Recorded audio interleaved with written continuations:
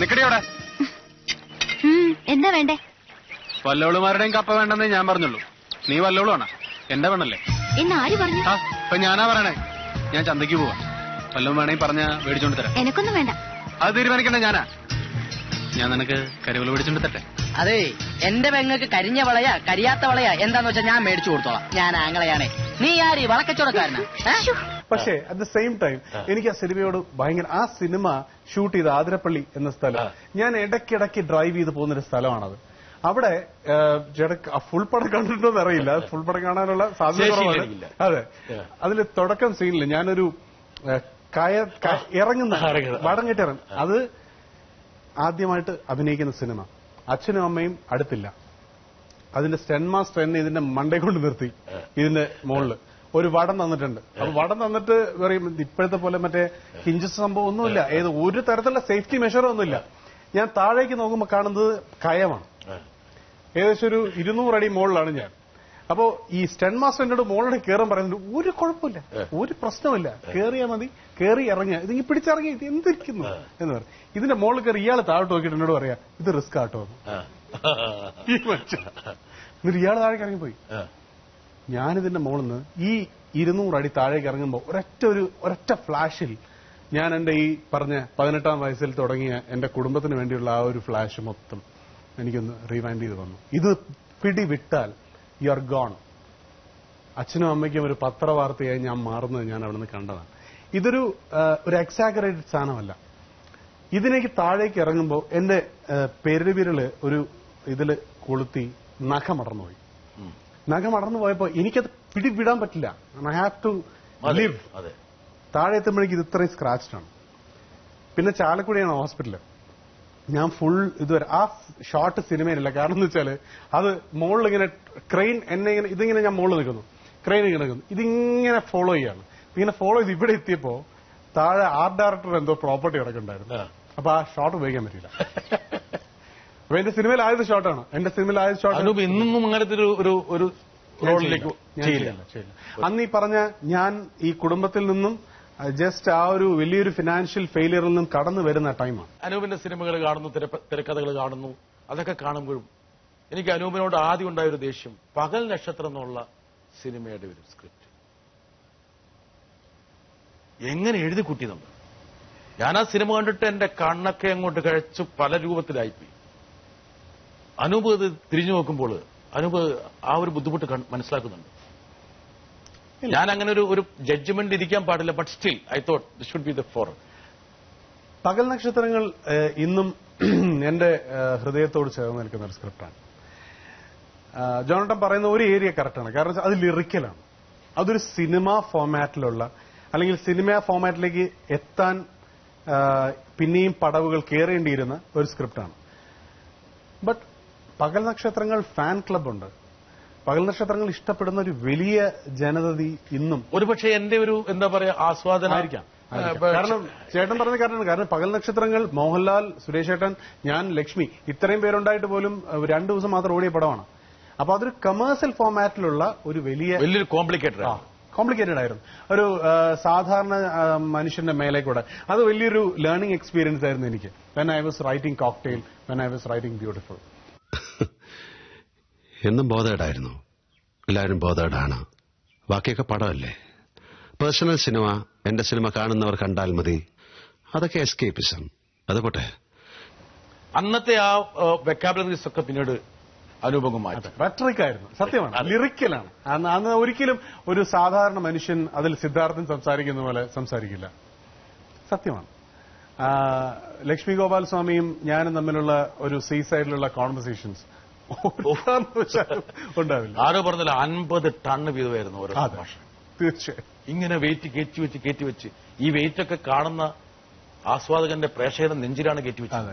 അത് 2 തരമാണ്. ആ ഒരു ആൾക്കാർക്ക് അക്കാഡമിക്കലി ഒരു ലിറിക്കൽ സിനിമയെ ഇഷ്ടപ്പെടുന്നവർ. ഇപ്പൊ നമ്മള് എന്താ പറയാ, നമ്മളൊരു ഷേക്സ്പിയർ ഇൻ ലവ് എന്ന സിനിമ ചെയ്യുന്നു. അതിലെ ഭാഷ എന്ന് പറയുന്നത് മുലാൻ റൂഷ് എന്നൊരു സിനിമ ചെയ്യുന്നു. അതിലെ ഭാഷ എന്ന് പറയുന്നത് സാധാരണക്കാരന്റെ മേലെ നിൽക്കുന്ന സാധനമാണ്. അത് വേണ്ട. അത് കഴിഞ്ഞ് 5 വർഷം എടുത്തല്ലേ വേറൊരു പടത്തിന് വേണ്ടിയിട്ട്? 2008 പകൽ നക്ഷത്രങ്ങൾ. അതെ, ഓക്കെ. അതിനുശേഷം 2010 കോക്ടെയിൽ വരുന്നത്. 2 വർഷം എടുത്തു. 2 വർഷം അല്പം നീണ്ട കാലാവധിയാണ്. ഒന്ന് റീട്യൂൺ ചെയ്യാൻ വേണ്ടി എടുത്തോ? ലേണിംഗ് എക്സ്പീരിയൻസ് തന്നെയായിരുന്നു. പകൽ നക്ഷത്രങ്ങളിൽ പറ്റിയത് പിന്നീടുള്ള സിനിമകൾ ഞാൻ കുറെ കൂടെ ഓഡിയൻസ് ഫ്രണ്ട്ലി ആയി ചിന്തിക്കാൻ തുടങ്ങി. അവരോടൊപ്പം ഇരുന്ന് സിനിമ കണ്ടു തുടങ്ങി. സോ ഐ ന്യൂ അവരോടൊപ്പം ഇരുന്നിട്ട് സ്ക്രീനിലേക്ക് ഉറപ്പായിട്ടും അന്ന് വരെ അതുണ്ടായിരുന്നില്ല. അന്ന് വരെ ഞാൻ പഠിച്ച ഇപ്പോ ജോണേട്ടൻ പറഞ്ഞൊരു കാര്യം ശരിയാണ്. കാരണം വെച്ചാൽ പകൽ നക്ഷത്രങ്ങൾ എഴുതുമ്പോൾ ഞാൻ പഠിച്ചതും ഞാൻ വായിച്ചതുമായ പുസ്തകങ്ങളായിരുന്നു എന്റെ കൂട്ട്, ഓഡിയൻസ് അല്ല. പ്രേക്ഷകന്റെ മനസ്സ് കണ്ടില്ല. അതായിരുന്നു. അനൂപിന്റെ ഒരു സുഹൃത്തുണ്ട് ശങ്കർ രാമകൃഷ്ണൻ, ഒരുമിച്ച് പഠിച്ചതാണ്, ഒരുപാട് സൗഹൃദം പങ്കുവെച്ചതാണ്. എന്താണ് ശങ്കറിന്റെ പ്രത്യേകത? ശങ്കർ 5ാം ക്ലാസ് മുതൽ ഒരുമിച്ച് കൂടിയതാണ്. പറയാനുള്ള തെറിയൊക്കെ പറഞ്ഞോളൂ, ഒരു കുഴപ്പമില്ല. എനിക്ക് ഒരു നെഗറ്റീവ് കാര്യം എനിക്ക് ഭയങ്കര പാടാണ് പറയാൻ. ഇപ്പോ അല്ല, എനിക്ക് പറയാനല്ല, എനിക്ക് ഉണ്ടാവില്ല. നയജാതിര്യം നയമല്ല അത്. എനിക്ക് സ്വയം രക്ഷപ്പെടാൻ ഇന്ത്യയുടെ അമേരിക്കൻ അംബാസിഡർ ആക്കാം. അങ്ങനെയൊക്കെ ആക്കിയാൽ കൊള്ളാം. എനിക്ക് കുറച്ചാലൊന്ന് മാറി നിൽക്കണമെന്നുണ്ട്. അതല്ല, അവൻ ഈസ് എ ബ്രില്യന്റ് റൈറ്റർ. അവനെ അറിയാത്ത കാര്യം ഞാനൊക്കെ അവനെന്റെ ഹീറോ ആയിരുന്നു ഒരു ടൈമിൽ. കാരണം ക്രൈസ്തവരിൽ എല്ലാവർക്കും, ക്രൈസ്തവരിൽ പഠിച്ചിരുന്ന ആൾക്കാർക്കെല്ലാം അവൻ മറ്റേ കലാപ്രതിഭ, അങ്ങനെയൊക്കെയുള്ള പരിപാടികൾ, കഥകളി, മൃദംഗം, ഇതൊന്നുമില്ല ഇന്നത്തെ ശങ്കറിൽ. He was an excellent artist, he was an excellent orator. കവിത അവന്റെ, പക്ഷെ പ്രാക്ടിക്കലായിട്ട് അവൻ ചിന്തിച്ചിട്ടുണ്ടോ എന്ന് നിങ്ങൾ ഇടയ്ക്ക് പടങ്ങിയോ? അത് ഇടയ്ക്കിടയ്ക്ക് ഇങ്ങനെ ഉണ്ടാവാറുണ്ട്. ഡെയിലി അല്പം ദീർഘകാല പിണക്കം നീണ്ടു നിന്നു. ഇല്ല, അത്രയും നല്ല, എന്നാലും കുറച്ച് നിന്ന് കാണും. അതിന് ഇന്റർവ്യൂസിനെ കുറിച്ച് നമ്മൾ ചിന്തിക്കാറില്ല. പിണങ്ങിയിരിക്കുമ്പോഴും അവനവിടെ ഉണ്ട്. പിണങ്ങിയിരിക്കുമ്പോഴും ഏതെങ്കിലും നിമിഷം ഞങ്ങൾ ഒത്തുചേർന്നോളൂ. 100% ഒരു ഫോൺ കോളിനപ്പുറം അവനുണ്ട് എന്നുള്ളത് ജസ്റ്റ് എ ഫോൺ കോൾ വേ അല്ലേ? പക്ഷെ പലപ്പോഴും അനൂപേ, പല സൗഹൃദങ്ങളും ഈ പറഞ്ഞ അല്പസോറാകുമ്പോൾ നമ്മൾ വിചാരിക്കുന്നത് എപ്പോഴെങ്കിലും അത് വെൽഡ് ചെയ്യാമെന്ന് വിചാരിക്കും. പക്ഷെ ഒരുപാട് പേർക്ക് ഒരുപാട് സൗഹൃദങ്ങൾ നഷ്ടപ്പെട്ടിട്ടുള്ളത്. എപ്പോഴെങ്കിലും വിളിക്കാം, ഇപ്പൊ വിളിക്കേണ്ടതില്ല എന്ന് വിചാരിക്കുന്ന സമയത്താണ്. സത്യമാണ്. ശരിയല്ലേ? അനുകൂലം അങ്ങനെ സൗഹൃദം നഷ്ടപ്പെട്ടിട്ടുണ്ടോ? സൗഹൃദം നഷ്ടപ്പെട്ടിട്ടില്ല, പക്ഷെ അവര് ഇടയ്ക്ക് വേദനയോട് എന്നോട് പറഞ്ഞിട്ടുണ്ട്. ശങ്കർ, ശ്രീ ജോൺ ബ്രിട്ടാസ്, ഞാൻ അനൂപിനോട് ചോദിക്കാൻ പോകുന്നത് ഒരു കടങ്കഥയാണ്. ആ ഉത്തരം അനൂപ് പറയും. ആ ഉത്തരം അനൂപ് പറയുന്നതോടൊപ്പം തന്നെ എനിക്ക് തോന്നുന്നു ഒരു വലിയ കാലഘട്ടത്തിലേക്ക് ഒരുമിച്ച് സ്വപ്നം കണ്ടു തുടങ്ങുന്ന കാലഘട്ടത്തിൽ നമ്മൾക്ക് മാത്രം അങ്ങോട്ടും ഇങ്ങോട്ടും ഷെയർ ചെയ്യാൻ പറ്റുന്ന ഒരു ചെറിയ റിഡിലാണ്.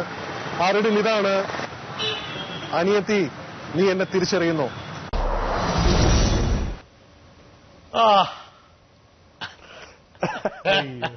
അവന് മാത്രം എന്റെ ജീവിതത്തിലേക്ക് ചോദിക്കാൻ കഴിയുന്ന ഒരു ചോദ്യമാണത്. പറയാതിരിക്കാൻ പറ്റില്ല. ഒരുപാട് റിഫ്ലക്ഷൻസ് ഉണ്ട്. അതെല്ലാം പറയാൻ ഈ ഷോ തികയില്ല. പക്ഷെ എന്നാലും ഇത് അനിയത്തി നീ എന്നെ തിരിച്ചറിയുന്നോ എന്നുള്ളത് ഞങ്ങളെ രണ്ടുപേരെയും സിനിമയിലേക്കും കലയിലേക്കും അടുപ്പിച്ച, ഏറ്റവും ഞങ്ങളെ രണ്ടുപേരെയും ആകർഷിച്ച ഒരു നോവലിന്റെ ഭാഗമാണ് ഖസാക്കിന്റെ ഇതിഹാസം. അതിൽ 2 ജീവബിന്ദുക്കൾ നടക്കാനിറങ്ങി ഒടുവിൽ ഒരു ബിന്ദു മറ്റേ ബിന്ദുവിനോട് ചോദിച്ചു, അനിയത്തി നീ എന്നെ അറിയുന്നുണ്ടോ? ഞങ്ങൾ രണ്ടുപേരും ഫാമിലിയായിട്ട് ഭയങ്കര അറ്റാച്ച്ഡ് ആയിട്ടുള്ള ആൾക്കാർ. ഇവന്റെ അനിയത്തി കല്യാണം കഴിച്ചു പോയ ദിവസം രാത്രി ഞങ്ങളുടെ ഒരു ഫ്രണ്ട്, തൃശ്ശൂരുള്ള മറ്റൊരു സുഹൃത്തിന്റെ, വിശാൽ എന്ന് പറയുന്ന സുഹൃത്തിന്റെ വീട്ടിലാണ് കഴിഞ്ഞത്. അപ്പൊ ദേവു പോയി. ദേവു വീട്ടിലേക്ക് പോയി. ദേവു എന്ന് ഞാൻ അനിയത്തി. അപ്പൊ രാത്രി ഒരു 11 മണിയായപ്പം ഞാൻ സ്റ്റെപ്പ് ഇറങ്ങി വരുമ്പോൾ ശങ്കർ കൺട്രോൾ ചെയ്യാൻ പറ്റാത്ത കരയാണ്. അപ്പുറത്ത് വെണ്ണില കൊമ്പിലെ രാപ്പാടി എന്നുള്ള ഉസ്താദിലെ പാട്ടും.